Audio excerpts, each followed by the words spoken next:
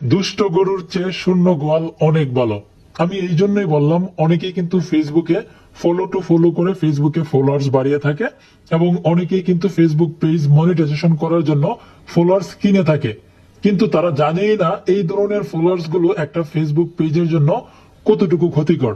তো বন্ধুরা, আজকের এই ভিডিওতে আপনাদেরকে 3টা সঠিক উপায় বলবো এবং সেই সাথে যারা ফলোর মাধ্যমে ফেসবুক পেজে ফলোয়ার্স বাড়িয়ে থাকে এবং যারা টাকা দিয়ে ফলোয়ার্স কিনে থাকে তাদের ক্ষেত্রে এবং তাদের ফেসবুক পেজের ক্ষেত্রে এই ফলোয়ার্স গুলো কতটুকু ক্ষতিকর সেটাও কিন্তু আজকের এই ভিডিওতে আপনাদেরকে ইন ডিটেলসে বোঝানোর চেষ্টা করব। অবশ্যই ভিডিওটা আপনারা একটু মনোযোগ সহকারে দেখবেন এবং এই ভিডিওটা ফেসবুকের টাইমলাইনে অবশ্যই শেয়ার করে দিবেন। তাহলে চলুন শুরু করা যাক আজকের ভিডিও। তো বন্ধুরা, প্রথমে বলে দিচ্ছি, যারা মূলত ফেসবুকে ফলোর মাধ্যমে বা আমি আপনাকে ফলো করব আপনি আমাকে ফলো ব্যাক দেন, এই ধরনের ফলোয়ার্স গুলো যারা ফেসবুক পেজে নিয়ে থাকে এবং যারা টাকা দিয়ে ফলোয়ার্স কিনে থাকে তাদের মূলত সেই ফলোয়ার্স গুলো অ্যাক্টিভ থাকে না। তারা কিন্তু রিয়েল আইডি বা রিয়েল পেজ থেকে কিন্তু ফলো করে না। এখন কথা হচ্ছে, আপনার ফেসবুক পেজে 10,000, 20,000 বা 50,000 ফলোয়ার্স রয়েছে, কিন্তু সেই ফলোয়ার্স গুলো আপনার কোনো টার্গেটেড বা রিয়েল কোনো ফলোয়ার্স না। সবগুলো ফলোয়ার্সই হচ্ছে ফলোর মাধ্যমে অথবা টাকা দিয়ে ফলোয়ার্স কিনেছেন। এখন আপনি যদি একটা ভিডিও আপলোড করেন বা আপনার ভিডিওটা যদি একদম হাই কোয়ালিটির ভিডিও হয়, সেই ভিডিওটা কিন্তু ভাইরাল হবে না। আপনি যে ফেসবুক পেজে একটা ভিডিও আপলোড করবেন সেই ভিডিওটা কিন্তু প্রথমে ফেসবুক আপনার যারা ফলোয়ার্স রয়েছে তাদের আইডিতে বা তাদের পেজের মধ্যে পাঠাবে। তখন সেই পেজ যেহেতু অ্যাক্টিভ না বা সেই ফলোয়ার্স গুলো যেহেতু অ্যাক্টিভ না, তখন আপনার ভিডিওটা তাদের কাছে পাঠানো হবে ঠিকই, কিন্তু তারা কিন্তু রেসপন্স করবে না।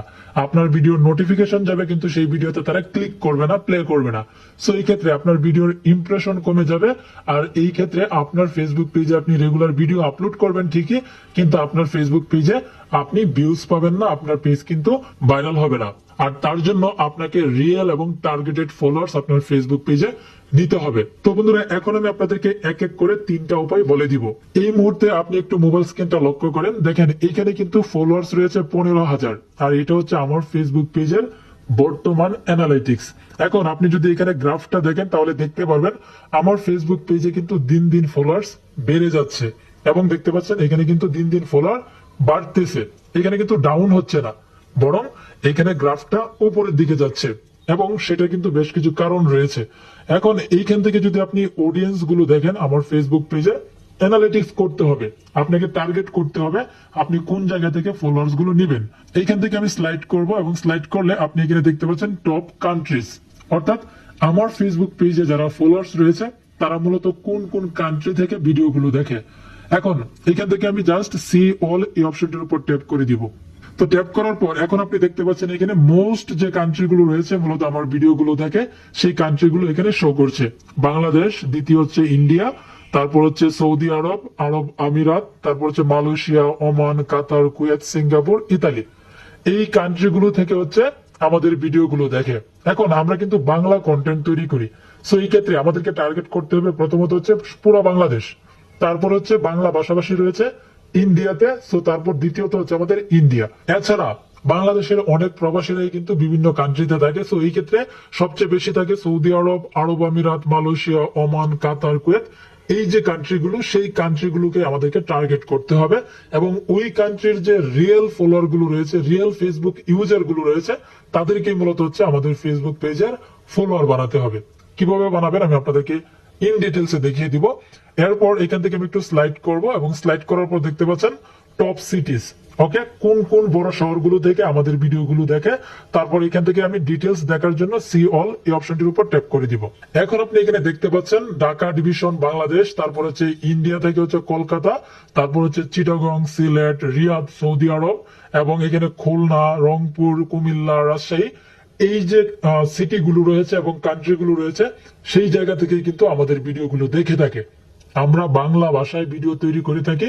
এখন আমরা যদি আমেরিকা, অস্ট্রেলিয়া ওইগুলো সিলেক্ট করে রাখি তাহলে কিন্তু কাজ হবে না। আমাদেরকে বাংলা ভাষাভাষী মানুষের কাছে আমাদের কন্টেন্ট গুলোকে পৌঁছে দিতে হবে। আর তার জন্য আপনি এখানে যে টপ সিটিজ গুলো দেখতে পাচ্ছেন এবং টপ কান্ট্রি গুলো দেখতে পাচ্ছেন, সেইগুলোকে আপনি টার্গেট করবেন এবং সেইগুলো আপনার ফেসবুক পেজে আপনি সার্ভিস এরিয়াতে সেভ করে দিবেন। তো আপনার সার্ভিস এরিয়াতে আপনি কিভাবে টপ সিটি বা কান্ট্রি গুলো অ্যাড করবেন সেটা আমি আপনাদেরকে প্র্যাকটিক্যালি দেখিয়ে দিব। এই মুহূর্তে মোবাইল স্ক্রিনের মাধ্যমে কিন্তু আপনারা দেখতে পাচ্ছেন কোন কোন কান্ট্রি গুলো থেকে বেশি পরিমাণ ভিউজ হয়।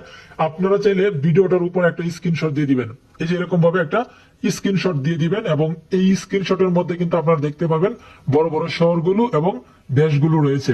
এখন আপনারা জাস্ট আপনাদের ফেসবুকের পেজে চলে আসবেন। এখন আমি জাস্ট এখান থেকে ফেসবুকের পেজের প্রোফাইলটি ওপেন করার পর এখান থেকে থ্রি ডট মেনুতে ট্যাপ করে দিব। এরপর এখান থেকে আপনারা এডিট অপশন দেখতে পাবেন, এইখানে ট্যাপ করতে হবে। এবার একটু স্ক্রল করে নিচে আসবেন, নিচে আসার পর আপনি কিন্তু এখান থেকে সার্ভিস অপশন পেয়ে যাবেন। এখন আপনাকে যেটা করতে হবে, আপনি জাস্ট এখান থেকে এই এডিট অপশনটির উপর ট্যাপ করে দিবেন। এখানে আপনি একটু স্ক্রল করবেন এবং স্ক্রল করার পর এখানে অ্যাড সার্ভিস এরিয়া নামে একটা অপশন পেয়ে যাবেন, এখানে ট্যাপ করবেন। তারপর এখানে দেখুন অ্যাড সার্ভিস এরিয়া, এইখান থেকে আপনাকে ওই সার্ভিস এরিয়াগুলোকে বা ওই কান্ট্রিগুলোকে বা বড় বড় শহরগুলোকে আপনাকে এখানে অ্যাড করতে হবে। কিভাবে আপনি অ্যাড করবেন আমি আপনাদেরকে দেখিয়ে দিচ্ছি। প্রথমে আপনি অ্যাড সার্ভিস এরিয়া এই অপশনটির উপর ট্যাপ করবেন। ট্যাপ করার পর আপনি এখান থেকে আপনি প্রথমে লিখবেন ঢাকা, ঢাকা ডিভিশন বাংলাদেশ।